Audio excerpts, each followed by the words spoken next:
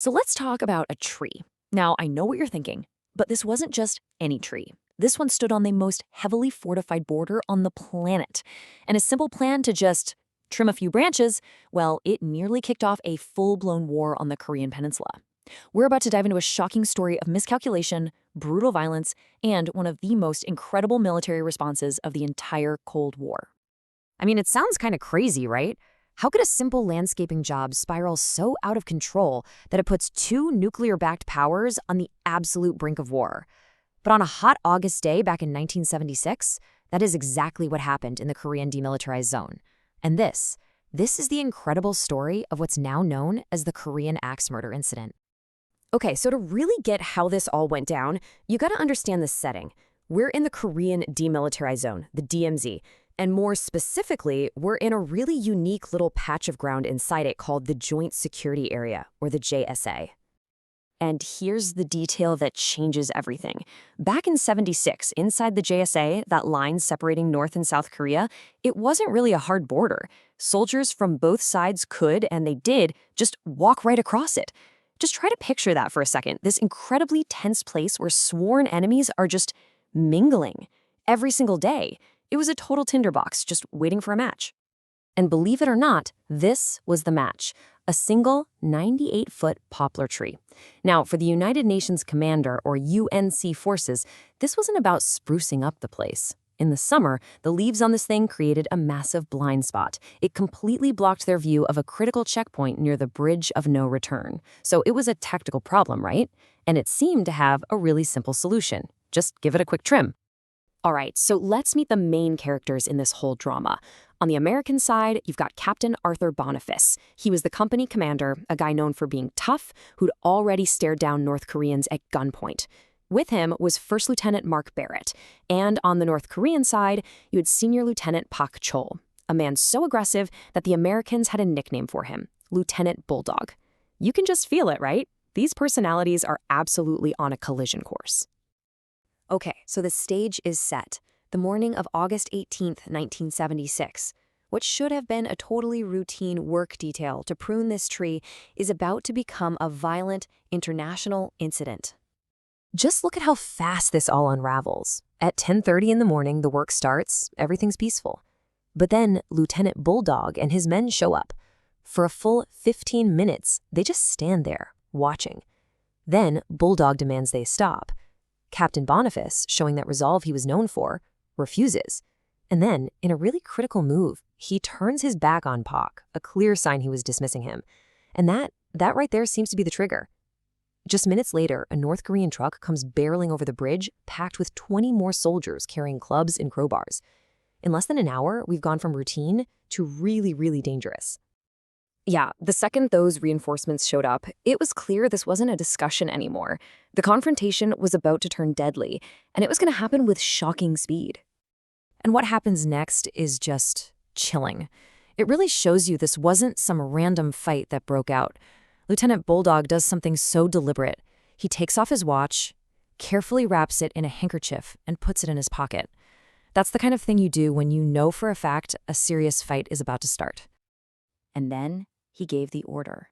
The North Korean soldiers, now outnumbering the UNC guards almost 3-1, just swarmed them. They grabbed the axes that the work crew had dropped, and they just went to work. And just let that sink in. The entire brutal attack was over in less than 30 seconds. It was a swift, overwhelming, and just horrifically violent ambush. And the human cost was just devastating. Captain Boniface was knocked to the ground and bludgeoned to death by at least 5 North Koreans. Lieutenant Barrett was attacked with an axe. He died on the way to the hospital. Every other UNC guard, except for one, was wounded. So the physical fight might have been over in seconds, but the propaganda war, that was just getting started. Within hours, North Korean radio was broadcasting that American hooligans had started an unprovoked attack on them. Kim Jong-il himself actually told this version of the story to a conference of world leaders, and he got them to pass a resolution condemning the United States. They were trying to control the story right from the very beginning. Right, so there was no way the US and South Korea were just gonna let this slide. But they had to respond carefully, in a way that sent a message without, starting World War III. The answer was Operation Paul Bunyan. The mission wasn't just to cut down the tree. It was to cut it down with such unbelievable, overwhelming force that it would leave absolutely no doubt about American resolve. And you just have to look at the difference here. I mean, it is absolutely staggering. The first mission was a handful of guys with pistols and axes. Just 3 days later, they came back with over 800 soldiers, 27 helicopters, nuclear-capable B-52 bombers flying overhead, fighter jets, and an entire aircraft carrier task force parked just offshore. This wasn't about trimming a tree anymore. Oh, no. This was about sending a message, loud and clear. So 7 a.m., August 21st, it all kicks off. A huge convoy rolls into the JSA. Engineers fire up their chainsaws. Moments later, the sky's just filled with American military aircraft. In response, about 150 North Korean soldiers scramble. They set up machine guns. And what did they do? Nothing. They just watched. They were completely intimidated by the show of force. 42 minutes later, the tree was gone. They even left the stump there, just as a final message. And then something happened that pretty much never happens. The UNC got this message directly from North Korea's supreme leader, Kim Il-sung. Now look, it's not exactly an apology, but hearing the word regretful from him, that was a massive, massive deal. You really can't overstate how huge this was. This was the first time since the Korean War ended in 1953 that North Korea had ever taken any responsibility for violence along the DMZ. Operation Paul Bunyan, that massive show of force, had worked. It worked exactly as intended. So the tree was gone, but what happened that day left a permanent scar on the joint security area, and it completely changed how the two sides would interact there forever.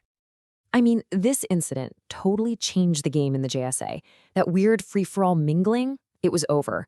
A concrete line was literally drawn down the middle, and from then on, no one was allowed to cross it. The nearby UNC camp was renamed Camp Boniface in honor of the captain, and later, a stone monument was put right at the site of the stump, a permanent tribute born from a 30-second burst of violence. So in the end, we're left with this big question. Was the attack a calculated move, ordered from the very top of the North Korean government, like the CIA believed? Or was it just the tragic result of a hot-headed officer, Lieutenant Bulldog, going way too far? We may never know for sure, but what we do know is that this incident is a chilling reminder of just how fragile peace really is on the Korean Peninsula, and how the smallest spark can threaten to burn it all down. You know, this story is just such a wild reminder of how a huge moment in history can turn on the smallest thing. If you want to dive into more stories just like this one, you should definitely check out our Unusual History Events playlist. And hey, why not subscribe so you don't miss out on more of these moments? Thanks for hanging out with me.